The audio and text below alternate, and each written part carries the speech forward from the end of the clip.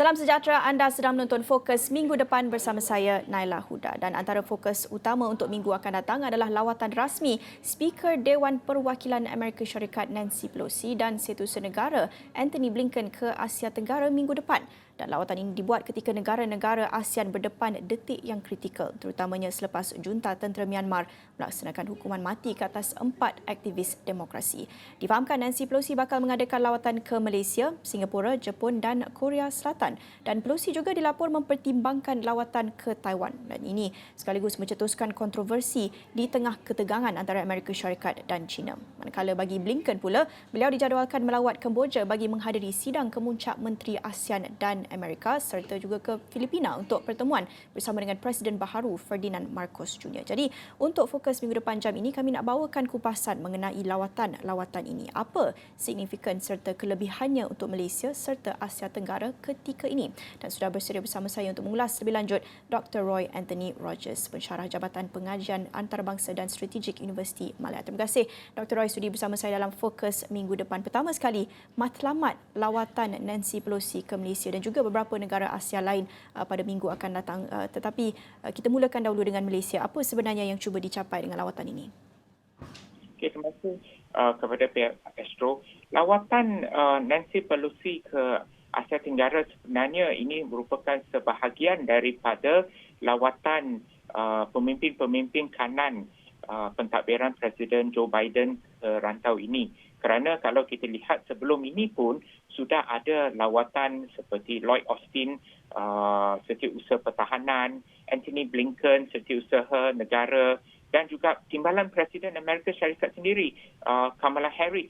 So, maka saya beranggapan bahawa lawatan Nancy Pelosi sebagai Speaker Kongres yang merupakan salah satu cabang utama dalam kerajaan Amerika Syarikat merupakan kesinambungan kepada usaha kerajaan Amerika Syarikat untuk merapatkan semula hubungan mereka dengan negara-negara Asia Tenggara, terutamanya selepas pemimpin-pemimpin ASEAN sendiri telah pun melawat Washington DC pada Mei 12 dan 13 pada beberapa bulan yang lalu. So ini merupakan kesinambungan kepada usaha Amerika Syarikat bagi merapatkan hubungan dengan negara-negara Asia Tenggara. Dan juga hukum kerjasama dengan dalam Indo-Pasifik, rancangan Indo-Pasifik. Apa Dr. Roy melihat kelebihan atau manfaat lawatan Pelosi ini bagi Malaysia dan Asia Tenggara ketika ini? Okay. Khasnya kepada Malaysia sebagai negara yang mengamalkan dasar luar yang bersifat berkecuali atau non-alignment. Malaysia menyambut baik lawatan sedemikian kerana Malaysia tidak mahu terseret dalam persaingan antara pihak Amerika Syarikat dan China. Beberapa minggu yang lalu, Menteri Luar China Wang Yi telah datang melawat Malaysia. Dan kali ini kalau Nancy Pelosi datang melawat Malaysia, bagi Malaysia ini merupakan satu kebaikan dari segi hubungan diplomatik antara Washington dengan Beijing kerana Malaysia mengamalkan dasar yang berkecuali dan kita mempunyai sikap hedging antara Amerika Syarikat dengan China kerana kita tidak mahu kata dilihat atau menyokong salah satu, tapi kedua-dua negara ini merupakan rakan dagangan yang penting kepada Malaysia. So, bagi saya ini akan menambah lagi hubungan Malaysia dengan Amerika Syarikat yang sudah pun terjalin begitu lama. Tapi Dr. Roy, kalau kita lihat laporan media, sebenarnya lawatan ke Asia Tenggara bagi Nancy Pelosi ke Singapura, ke Korea Selatan, ke Jepun ini tak mendapat banyak liputan, tak dapat banyak perhatian. Apa yang banyak mendapat perhatian adalah lawatan Pelosi ke Taiwan yang belum lagi disahkan tetapi dikabarkan dan mungkin dipertimbangkan. Boleh kongsikan sedikit apa kontroversi lawatan ke Taiwan ini? Sememangnya lawatan Pelosi ke Taiwan akan menjadi satu yang sangat kontroversial dan kerana bagi Beijing, ia menganggap ini sebagai satu cubaan Amerika Syarikat untuk seolah-olah mengiktiraf Taiwan sebagai sebuah negara yang berasingan. Sedangkan prinsip dalam hubungan Amerika-China adalah berlandaskan kepada prinsip satu China atau One China Policy. So bagi China, mereka menganggap kalau lawatan Pelosi merupakan salah satu pegawai kanan ataupun salah seorang senior dalam pentadbiran Joe Biden untuk melawat Taiwan ini telah seolah-olah melanggar prinsip satu China dan China amat sensitif terhadap isu sedemikian. Maka ini telah mendapat liputan yang sangat meluas berbanding lawatan Pelosi ke Malaysia ataupun ke Jepun, Korea Selatan dan Singapura. Kerana itu, kalau lawatan itu tidak menjadi sesuatu yang dikatakan kontroversial dan memang seperti yang saya katakan dijangkakan, tetapi lawatan ke Taiwan memang akan menjadi sesuatu yang sangat kontroversial dan China melalui Kementerian Luar mereka telah memberi amaran yang agak keras kepada pihak Washington bahawa jikalau lawatan ini diteruskan, ia akan memberi satu implikasi yang sangat teruk dan akan lebih mengeruhkan hubungan bilateral antara China dan Amerika Syarikat. Jadi kalau Nancy Pelosi teruskan lawatannya ke Taiwan, adakah Dr. Roy menjangkakan Beijing akan mengambil apa-apa langkah drastik atau sebagai bertindak balas kepada lawatan ini? Ini sesuatu yang sukar untuk dijangkakan, tetapi sememangnya China telah memberi amaran yang sangat keras dan saya berpendapat pihak Taiwan juga bersedia atas sebarang kemungkinan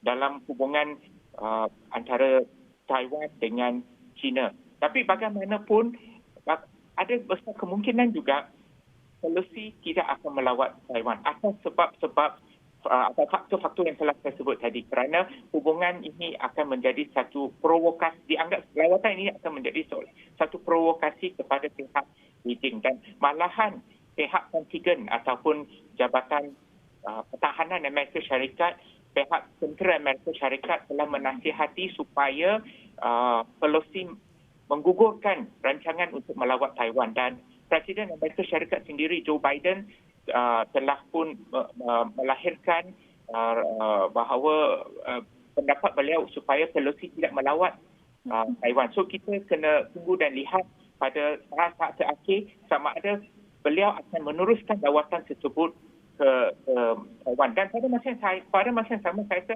dalam sebarang lawatan pihak yang melawat ada impak dan pihak yang dilawati juga ada impak. Taiwan kena sedar bahawa dalam jangka masa panjang, adakah ini akan membawa satu kesan yang lebih berbahaya kepada Taiwan. Jika kita lihat dari sudut apa yang telah berlaku di Ukraine dan hubungan Ukraine dengan Rusia, ramai pengkaji dan penganalisis politik sering kali mengaitkan Taiwan sebagai Ukraine di sebelah Asia Timur. So, ada kemungkinan sekiranya berlakunya pertelenggaan antara dua kuasa ini yang jadi mangsa adalah kuasa-kuasa negara-negara kecil yang diletak di tengah-tengah dan Taiwan perlu mempertimbangkan risiko sedemikian jikalau berlakunya pertempuran antara dua kuasa ini. Okey, Dr. Roy, kita juga nak mengupas mengenai dengan lawatan Setiausaha Negara Antony Blinken. Beliau dijangka melawat Asia Tenggara khususnya di Kemboja dan di Filipina. Jangkaan Dr. Roy, lawatan Blinken ke dua-dua negara ini? Dan lawatan Antony Blinken ke negara Kemboja dan Filipina sememangnya sesuatu juga yang dijangkakan akan berlaku kerana kalau untuk Filipina, ia adalah usaha untuk merapatkan hubungan Amerika Syarikat dengan Presiden baru Filipina iaitu Presiden Bongbong Marcos yang baru sahaja memenangi pilihan raya dan telah mengangkat sumpah sebagai Presiden Filipina.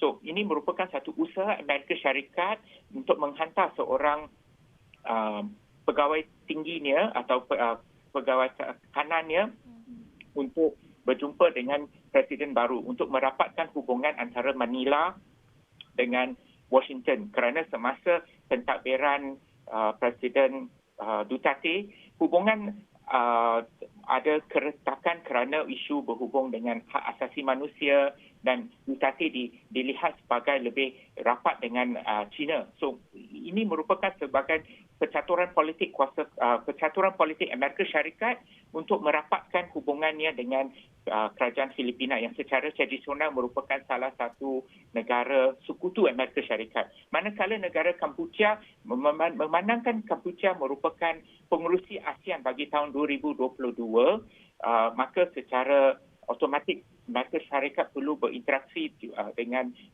pemimpin di Kampuchea untuk memandangkan Kampuchea merupakan pengerusi ASEAN dan persidangan ASEAN akan diadakan di Kampuchea juga. So ini merupakan sebahagian pada percaturan politik Amerika Syarikat kepada Filipina dan juga Kampuchea dan secara langsung kepada ASEAN itu sendiri. Ya, tentunya bila kita cakap mengenai ASEAN, apa yang menjadi kebimbangan atau apa yang sepatut menjadi kebimbangan adalah konflik Myanmar, terutamanya dengan hukuman mati 4 aktivis demokrasi baru-baru ini. Jadi adakah Dr. Roy menjangkakan ini akan menjadi salah satu tumpuan? Adakah Amerika akan menambah lagi tekanan ke atas negara ASEAN untuk mengambil tindakan terhadap pelaksanaan hukuman mati di Myanmar ini? Ya, malang sekali Myanmar kalau tidak ketentuan untuk berkata bahawa Myanmar sudah menjadi satu duri dalam daging bagi ASEAN semenjak 2 tahun yang lalu apabila berlakunya semenjak berlakunya rampasan kuasa di Myanmar, dan berdasarkan kepada perkembangan terkini dengan 4 orang aktivis yang telah pun dihukum bunuh, dijatuhkan hukuman bunuh, maka ini telah menyebabkan ASEAN berada dalam keadaan yang dilema kerana sejauh mana ASEAN boleh bertindak untuk menyelesaikan atau sekurang-kurangnya memberi tekanan yang lebih kuat terhadap Myanmar, kerajaan junta Myanmar. Dan saya pasti semasa lawatan Nancy Pelosi ke ibu kota di beberapa negara di Asia Tenggara seperti Kuala Lumpur ataupun Singapura, isu memang pasti akan menjadi satu isu yang diketengahkan oleh beliau, terutamanya apabila beliau berjumpa dengan member parlimen di beberapa buah negara ataupun pembuat undang-undang di beberapa buah negara ini. Terima kasih Dr. Roy. Banyak lagi yang kita nak kupas tapi itu saja masa yang kita ada. Terima kasih kepada Dr. Roy Anthony Rogers mengulas mengenai lautan rasmi Nancy Pelosi dan Anthony Blinken ke Asia Tenggara yang kita jangkakan pada minggu akan datang. Dan banyak lagi fokus untuk minggu depan tapi kita akan berjerat seketika kembali selepas ini.